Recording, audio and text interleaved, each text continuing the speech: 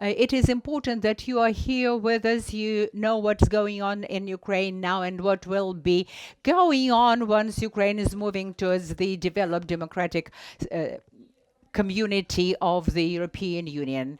The OPORA civil network, as an advocate for reforms in Ukraine, for democratic values in Ukraine, is proud to bring you together here to discuss openly and frankly the situation and develop solutions related to democracy in the time of war. But we understand that in the times of war, security is paramount. But we have to keep as a constant the values that our network and many advocates of and human rights defenders in Ukraine have been fighting for. We've had 3 revolutions, and they all stood for the good governance, for the rights and freedoms. Not a single one was related to social payments or special economic conditions or else any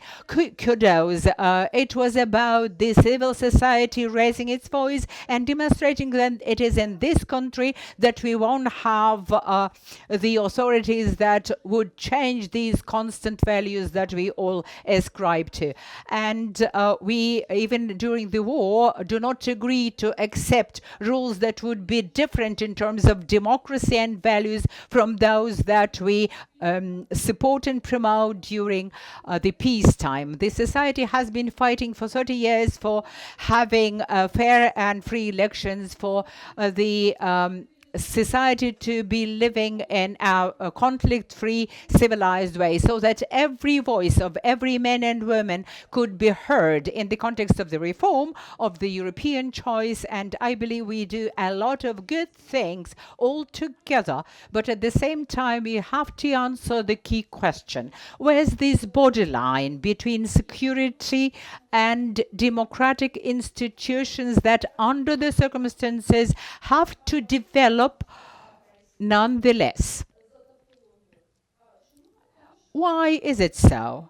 According to the Universal Declaration of Human Rights, every individual is entitled to participate in the governance in their country, either directly or through the legally and legitimately elected representatives. Now that we've got legitimate representatives, but we cannot ensure the change in the democratic institutions, we have to get more tools for the inclusion, for the impact, for the open discussion. We've tried to assess whether there is at least a single example in the history whereby a country with a democratic governance, with the relations commonly recognized as free and fair, that would be thinking of establishing the vertical of power, but that would go through the war and huge challenges and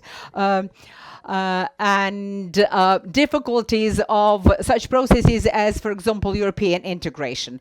Ukraine is a unique country with unique story and with unique, vibrant, democratic civil society whose voice should be heard, and we should find in our common open discussion fair solutions and answers to the question: what's democracy in the times of war? How we should be rebooting our democratic institutions, how we and our partners that are all on the right side of the history and share the Western world's democracy values of the freedom, human rights, and rule of law.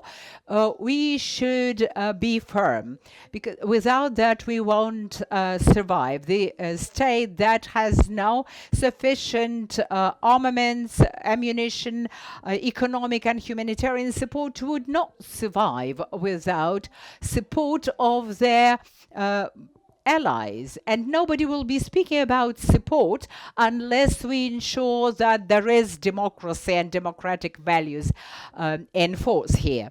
So I'm thankful for you, to you for coming, and I'm sure that together we will be able to find these right answers, and we will be sending to all our partners a paper with recommendations of Ukraine's best experts that have come to this discussion.